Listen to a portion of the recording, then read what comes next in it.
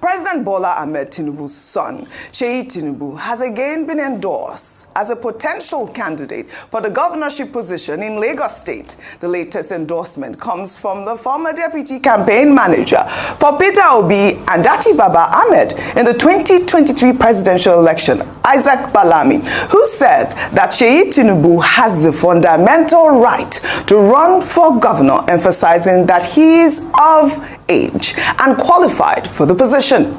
His statement followed a comment made by an All Progressives Congress chieftain in Lagos, Joe Igbokwe, who criticized the endorsement of Seyi Tinubu by some groups as a potential successor to Governor Babajide Sanwo-Olu. Ayo, I mean, this story has a lot of dynamics. Yeah. We are seeing APC condemning those supporting an APC guy, Seyi Tinubu, and we are now seeing Labour Party people supporting Seyi Tinubu. I mean, but this is not the first time that we are seeing this sort of endorsement from Seyi Tinubu. I believe last week, this social media influencer or activist, they call him, a very dark man, also endorsed Seyi Tinubu. What are your thoughts? All right, so anyone has the right to endorse anybody they want to endorse, although it is quite suspicious and interesting when an opposition party member comes out like this to endorse someone from the other party, when they also have their own candidate or someone who is already saying that he's interested to run on the platform of the party.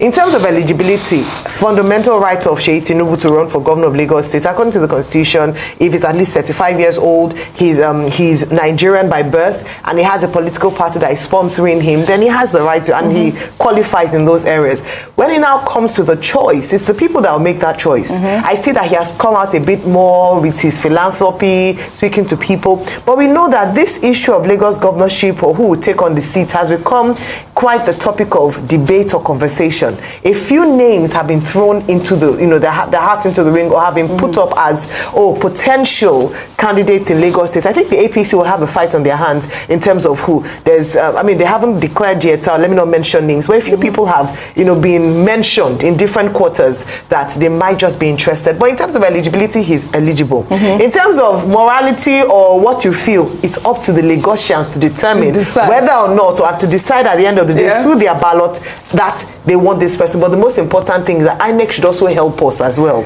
during the day of election to ensure that the election is free and fair, that the will of the people actually is supreme. Dr. Abate, a quick comment. What is the big issue here? In November, the People's Democratic Party, when this whole thing started, said that the PDP in Lagos State will make sure that nobody imposes an inheritance culture at the level of governorship on Lagos State. In other words, they said they would not want a Tinubu dynasty in Lagos State. Since then, some other names have been mentioned as persons who will be interested in becoming governor in Lagos State in 2027. It was in that context that Joe Igbokwe, an APC chieftain, then said, no, people should stop talking about Seyi Tinubu becoming governor. And now you have this Isaac Balami responding to Joe Igbokwe and saying that, look, Seyi Tinubu has every right. He's of age, he's qualified, he has done a lot in Lagos State and all that. Well, in terms of all of that, he's right. It's his opinion. Yeah. But I think in terms of the way politics works out, it's too early.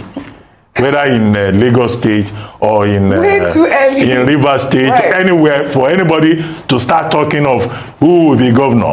Some of the people who joined the race early, will fall by the wayside. And in any case, in Lagos State, they have a very peculiar structure. They have this thing called GAC, an elders committee who decide who will be the next governor. So at the end of the day, until the Babasope crowd of Lagos State takes a decision, you really cannot expend so much energy saying this person wants to be governor, that person wants to be governor. But on the general point about Seyi Tinubu being qualified, well, if he shows interest, why? He can show interest. It is for the people of Lagos State to now decide. As always, roofing on fire. It should not be, nobody should talk about imposition or inheritance or dynasty. As far as I'm concerned, yes, dynasty plays a role in politics. Money plays a role in politics. And most of these people you so-called think they are people of integrity society, God only knows what they do at the background. All right. Don't be surprised anybody that endorses anybody. If the money is available and the machinery is available, Seyi Tinubu will be governor. He's just here to analyze and say, welcome Governor Seyi Tinubu. You know me, I don't like to deceive myself. And there's no better time to start talking about it now. All right. So when people are talking, you think they don't know what they are talking? There are talks in different quarters about who's going to be governor. Next governor of Lagos State is being decided. That's just it. At this moment. Like I said the other time, one man down already in the race. All right. I think after Obasa's house this thing, maybe might not have that off again. So people are deciding. Let's stop deceiving ourselves. It's money. Okay. I rules the electoral process in this country. All right. Money rules the electoral process. Governor Seyi Tinubu Abalola. No. Lagos, as a Lagosian, she's speaking as a Lagosian. With due respect. All right. Has the voice of Lagosians been louder than the voice of Babasope in governance? In the last election, during the presidential election, yes, was it louder? It will be louder. Was it louder? All right. At the end of the day, let us hope that the Lagosians will decide at the end of the day. So you and Seyi, you are very close. I'm close to him. He's my brother. He's my leader. He's my mentor. I look up to him.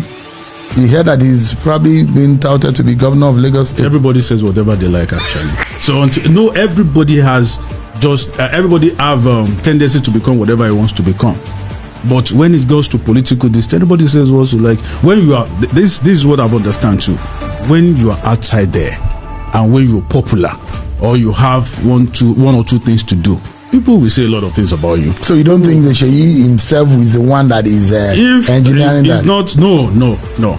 If is he young? Is he too young to become a governor? He's not too young to become a governor. That's the truth. So Seyi can actually be the next governor of Lagos State. He's qualified to become anything. He's a well-trained young man that built a father being a president, a son being a governor. That has built a lot of young people, massive young people. Even when his father is not the president, we've seen president's son, we've seen governor's sons, we've seen everybody enjoys the life. You see them and all that. This is the first time we're having it so different. That's the truth. What is different about Seyi? The difference is that he pays a way for you to grow.